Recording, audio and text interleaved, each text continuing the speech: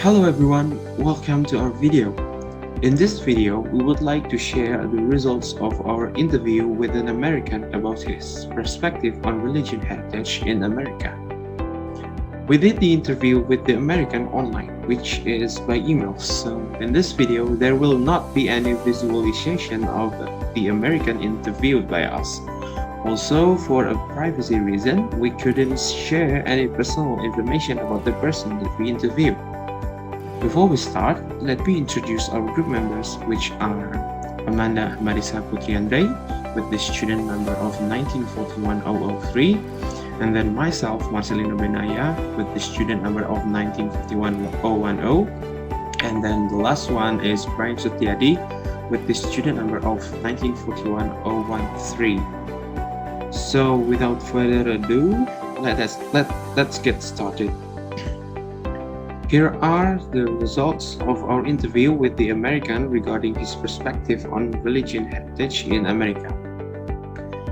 So the first question that we asked to the American is, it is said in our textbook that Americans have the idea of self-improvement and making themselves into a better person by the activity of contributing some of their time or money for others by doing volunteerism and charity or humanity action.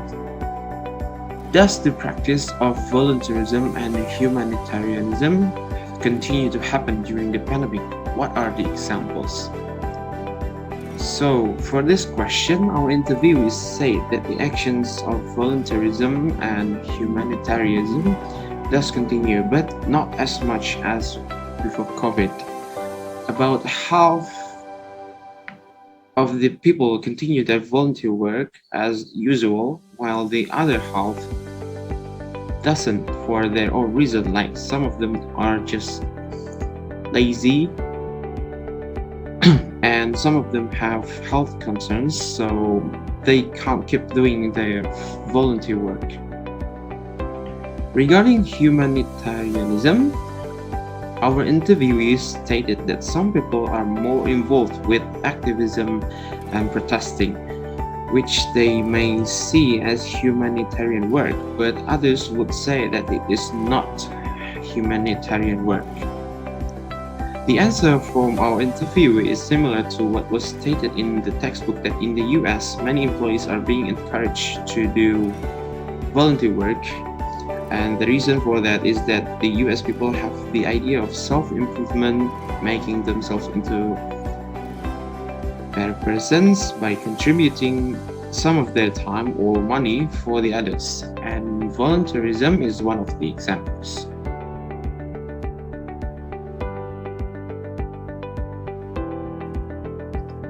And then the second question for the American is, do you have any experiences related to being a volunteer or charity program in the USA or in other countries?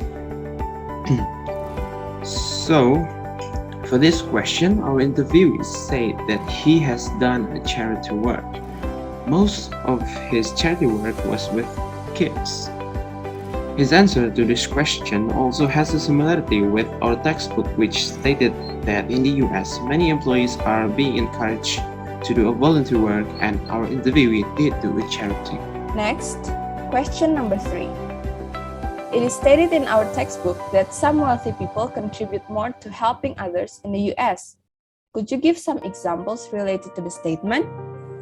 For this question, our interviewee stated that America does have a culture of being generous, which can give people tax advantages and earn recognition. Many people do things such as giving money to help other people anonymously. Even a famous basketball player loves to give money to kids' charities, but he always tries to do it secretly. This answer is the same as what was stated in the textbook. Helping others is counted as one of the self-improving ways that can be done by oneself. So, Americans really implanted this statement in their lives. Question number 4. We learned from our textbook that the USA is a religious country. In your opinion, is the statement still relevant to the current US situation? Why? The answer that we got from our interviewee is that America is a very religious place, and every religion is represented and worshipped there. Nowadays, many people are moving away from the traditional religions and replacing them with other activities, such as sports, work, or something fun and entertaining in general. This answer goes along with the value that was stated in the textbook. It is said that the landscape of religion in America is constantly changing, but it has always been a very important aspect of the culture which went along with the interviewee's answer. But there is a slight change too in the present day, which is that religion is being replaced by some entertaining activities. However, religion is still one of the important values for oneself. The fifth question, can you tell us about what is your opinion on being religious? The answer that we got from our interviewee is that religion in America is the beliefs and practice for the people, and it is greater than themselves. Also, religion in America defines the purpose of someone. This answer goes along with the value that was stated in the textbook, as it is stated that the US is and has always been a religious nation by a number of measures. Increasingly, young people do not belong to any church or other religious group, but mostly they will say believe in God. The sixth question, are there some tips that you can give to us on how to develop the religious tolerance in a diverse country? The answer that we got from our interviewee is that the people in America are usually have a different perspective on the religions, so they need to have an honest conversation to develop tolerance.